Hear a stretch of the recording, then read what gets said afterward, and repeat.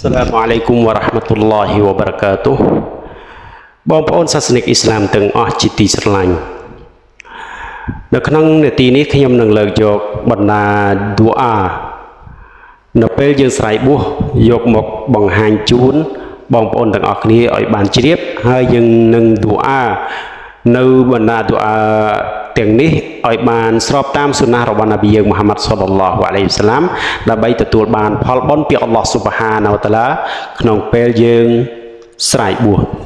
ចឹងឌូអាទី1នោះគឺយើងឌូអាអំឡុងពេលយើងស្រ័យបួសមានន័យថាមុនស្រ័យបួសគឺយើងអត់ឌូអាទេនៅពេលដែលយើងស្រ័យបួសបាន1ម៉ាត់2ម៉ាត់គឺយើងត្រូវឌូអាថា ذهب الظمأ وابتلت العروق وثبت الأجر إن شاء الله ហើយក៏មានឌូអាផ្សេងទៀតផងដែរសូមសូត្រជាមួយខ្ញុំទាំងអស់គ្នាយើងសូត្រថា Allahumma inni as'aluka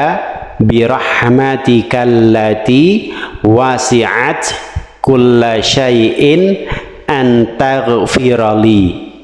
ចឹងហាឌីសនេះឬក៏ឌូអានេះរាយការណ៍ដោយអ៊ីប្នូម៉ាយ៉ាហើយក៏មានឌូអាមួយទៀតក៏ប៉ុន្តែឌូអានេះវាពុំមានភាពរឹងមាំទេមានន័យថាជាឌូអា